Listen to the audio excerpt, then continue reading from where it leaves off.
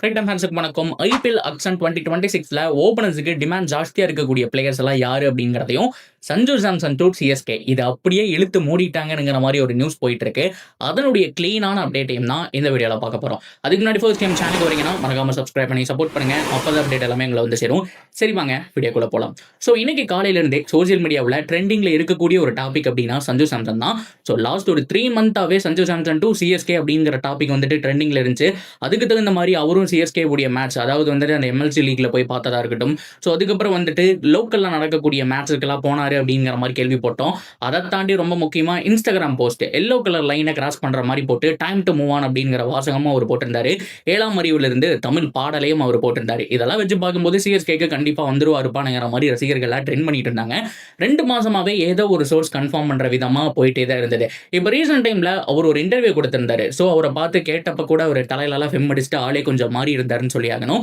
So அப்போ அவர் என்ன சொல்லியிருந்தாரு அப்படின்னா, இதை பத்தி நான் பேச விரும்பல, ஸோ சில விஷயங்களை நான் ஓப்பனா சொல்ல விரும்பல, சஸ்பென்ஸா இருக்கட்டும்ங்கிற மாதிரி சொல்லிட்டு போயிட்டாரு. அப்படி பார்க்கும்போது கண்டிப்பா இது சிஎஸ்கே தானுங்கிற மாதிரி ஒரு பக்கம் லாக் வச்சுட்டாங்க. ஆனா இன்னைக்கு நாள் ஃபுல்லா ட்ரெண்டிங்ல இருக்கக்கூடிய டாபிக், லோக்கல் மீடியால இருந்து எல்லா சேனலுமே கவர் பண்ற டாபிக் என்ன அப்படின்னா, சஞ்சு சாம்சன் ஆர்ஆர்ல தான் இருக்க போறாரு, வெளியில எங்கேயுமே போகல அப்படிங்கிற மாதிரி சொல்லிட்டாங்க. நெருங்கிய வட்டாரங்கள் நாங்க சஞ்சு சாம்சனை கொடுக்கறதுக்கு விருப்பம் இல்லை அப்படிங்கிற மாதிரி தான் சொல்லியிருக்காங்க. ஸோ 90% அவங்க சைட்ல இருந்து ஆர்ஆர் டு சிஎஸ்கே இந்த ட்ரேட் நடக்கிறதுக்கு பாசிபிலிட்டிஸ் ரொம்ப கம்மி அப்படிங்கிற மாதிரியான நியூஸ் தான் சோசியல் மீடியாவில் போயிட்டு இருக்கு. ஆனா இந்த இடத்துல பார்க்க வேண்டியது 2 விஷயம். ரசிகர்கள் நிறைய பேர் கமெண்ட்டும் பண்ணியிருந்தாங்க, நிறைய பேர் இதை கிளியர் பண்ண சொல்லியும் கேட்டிருந்தாங்க. ஸோ என்ன அப்படின்னா, நம்பர் 1 சஞ்சு சாம்சனுக்கு நம்ம விருப்பம் இருக்கா அப்படிங்கிறது ஒரு பக்கம் இருந்தாலுமே ஆர்ஆர் மேனேஜ்மெண்ட் என்ன சொல்றாங்க அப்படிங்கிறத பார்க்கணும். இவர் என்னால முடியவே முடியாதுன்னு சொல்லிட்டாங்கன்னா அவங்களும் ரிலீஸ் பண்ணி தான் ஆகணும். இப்போ மேனேஜ்மெண்ட்டுக்கு விருப்பம் இல்லை, மேபி சஞ்சு சாம்சனுக்கு விருப்பம் இருந்தா இந்த ட்ரேட் பாசிபிள். இல்ல சஞ்சு சாம்சனும் அங்கேயே இருக்க போறாரு, வேற எங்கேயும் போகல அப்படிங்கிற மாதிரி கன்ஃபார்ம் ஆயிடுச்சுன்னா இந்த ட்ரேட் பாசிபிள் இல்ல. ஸோ இதுதான் வந்துட்டு சிஎஸ்கேக்கு மிக முக்கியமான பாயிண்டா இருக்க போது. இது இப்போதைக்கு சொல்ல மாட்டாங்க, எப்ப சொல்லுவாங்க அப்படின்னா, இப்போ நம்ம ஆகஸ்ட் மந்த்ல இருக்கோம், நெக்ஸ்ட் செப்டம்பர் அக்டோபர்ல தான் அந்த retain and release player list அப்படிங்கிற மாதிரி வரும். அது போக எந்த பிளேயர் ட்ரேட் விண்டோல ஆக்டிவா இருக்காங்க, எந்தெந்த டீம் வாங்கியிருக்காங்கிற போஸ்ட் டிசிஷன் எல்லாம் பார்த்தோம் அப்படின்னா சோசியல் மீடியாவில் ரிலீஸ் பண்ணுவாங்க. அந்த மாதிரி டைம்ல தான் கன்ஃபார்ம் பண்ண முடியும். ஆனா இப்போதைக்கு ஆர்ஆர் உடைய வட்டாரங்கள் கொடுக்கறதுக்கு விருப்பம் இல்லை அப்படிங்கிற மாதிரியான நியூஸ் தான் வைரலா போயிட்டு இருக்கு. சிஎஸ்கே ஃபேன்ஸ் அந்த ஒரு விஷயத்தை கேட்டு சோகமா இருக்காங்க அப்படிங்கிற மாதிரியும் நம்ம இந்த இடத்துல தெரிவிச்சுக்கலாம். அப்படியே கட் பண்ணோம் அப்படின்னா, ஓபனர்ஸுக்கு டிமாண்ட் இந்த பக்கம் பயங்கர ஜாஸ்தியா இருக்கு. ஸோ வெங்கடேஷ் ஐயர், இன்னும் ஒரு சில பிளேயர்ஸ் எல்லாம் நம்ம எடுத்தோம்னா இஷான் கிஷன் மாதிரியான பிளேயர்ஸ்லாம் ட்ரேட் விண்டோலயே தூக்குறதுக்கான பிளான் எல்லாம் போயிட்டு இருக்கு. ஒவ்வொரு டீமுமே போராடிட்டு இருக்காங்க. எஸ்பெஷலி கேஎல் ராகுல விடாம கேட்டுட்டு இருக்காங்க. கேகேஆர் சைட்ல இருந்து எங்களுக்கு ஒரு நல்ல கேப்டன் வேணும், ஸ்ரேயஸ் ஐயர் விட்டதே தப்பு தான்ப்பா, அவர் மாதிரி ஒரு பிளேயர் கிடைக்க மாட்டாரு, அட்லீஸ்ட் அவர் கிடைக்காட்டியும் பரவாயில்ல, எங்களுக்கு கேஎல் ராகுல் வேணும் அப்படிங்கிற மாதிரி டெல்லி கேபிட்டல்ஸ் கிட்ட பேசியும், அது மட்டும் இல்லாம அவர்கிட்ட பேசியும் ட்ரேட் விண்டோக்கு அழைச்சிட்டு இருக்காங்க. அது ஒரு பக்கம் போயிட்டு இருக்கு. இந்த மாதிரி எல்லா பக்கமே ஓபனர்ஸ் தான், ஒவ்வொரு டீமுக்குமே ஓபனர்ஸ் தான் மிகப்பெரிய துருப்புச்சீட்டா இருக்க போறாங்க. இதுக்கு நடுவுல இன்னொரு விஷயம் என்ன அப்படின்னா, ஒரு சில பிளேயர்ஸ் எப்பவுமே நமக்கு 2020 இருந்து பார்த்துட்டு இருக்கோம், இப்போ வரைக்குமே அவங்க தரமான பிளேயர்ஸ்னு தெரியும். அவங்களுக்கு இன்ஜுரி அப்படி இல்லைன்னா ஃபார்ம்ஸ்ல நிறைய அப் அண்ட் டவுன் எல்லாம் நிறையவே இருந்திருக்கு. பட் இருந்தாலுமே இந்த வருஷம் ஐபிஎல் 2026ல இவங்களுடைய ரோல் பயங்கரமா இருக்க போது, ஆக்ஷன்ல ரேட்டை ஏற்றி விட போறாங்க அப்படிங்கிற மாதிரியான 5 பிளேயர்ஸ் தான் சோசியல் மீடியாவில் ட்ரெண்ட் ஆயிட்டு இருக்கு. நிறைய சேனல் கவர் பண்ணியிருக்காங்க. நானும் அவங்க யார் யாரு அப்படிங்கிறத சொல்லிடுறேன். நம்பர் 1 யாரு அப்படின்னா ஃபின்னாலன் பொறுத்த வரைக்கும் எம்எல்சி லீக்ல ஒரு தரமான ஒரு கெரியர் அப்படிங்கிற மாதிரி சொல்லி ஆகணும். இப்போ ரீசெண்ட் டைம்ல பர்ஃபார்மன்ஸ் செம்மையா இருக்கு. லாஸ்ட் ஒரு 6 மந்த் செம்மையா இருக்கு. அண்ட் பிசிக் பயங்கரமா சேஞ்ச் பண்ணியிருக்காரு, மசில் ஏற்றி இருக்காரு அப்படிங்கிறதெல்லாம் கிளியரா தெரியுது. அந்த அளவுக்கு ஹேண்ட் பவர் கொடுத்து அடிக்கிற அளவுக்கு மறுபடியும் அந்த ஹிட்டிங் எபிலிட்டியை அவர் கொண்டு வந்திருக்காரு. நல்ல ஒரு பிளேயர் தான். நியூசிலாந்துல பயங்கர ரெக்கார்டெல்லாம் இருந்துச்சு. பட் இருந்தாலுமே அவங்களுடைய நேஷனல் டீம்ல இருந்தே தூக்கிட்டாங்க. மறுபடியும் ஃபிட்னஸ் எல்லாம் இப்போ பயங்கரமா இருக்கு, உள்ள வரக்கான சான்ஸ் இருக்கு அப்படிங்கிற மாதிரி பேசிட்டு இருக்காங்க.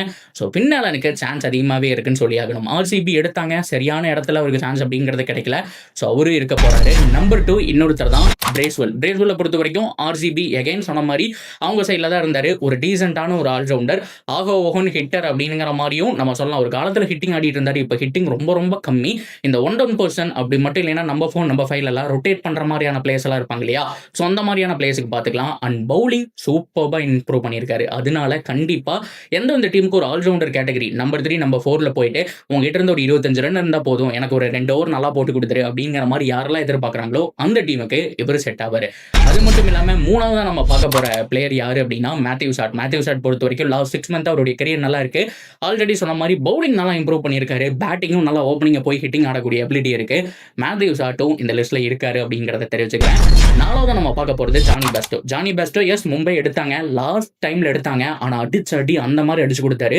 ஸோ நல்லா யூஸ்ஃபுல் நாட்ஸ் ஆடி குடுத்தாருன்னு சொல்லி ஆகணும். அவர்கிட்ட எபிலிட்டி இருக்கு. ஏன் இந்த தடவ ஐபிஎல் ஆப்ஷன்ல மிஸ் ஆனாருன்னு தெரியல. எல்லாருமே குறைச்சு எடை போட்டாங்க. அவ்வளோதான், ஜானி பேஸ்டோலாம் முடிஞ்சுச்சு. நேஷனல் டீம்ல வந்துட்டு அதிகமா விளையாடாதனால முடிஞ்சு அப்படிங்கிற மாதிரி நினைச்சிட்டு இருந்தாங்க. ஆனா மும்பைல ஆனதுக்கு அப்புறம் நல்ல கண்ணு இருக்கு. இப்போ மும்பை அவரை வந்துட்டு ரீடைன் பண்ண போறாங்களா இல்ல வெளியில விட போறாங்களான்னு தெரியல. அவர் வந்தது மாற்று வீரராக தான் வந்தாங்க.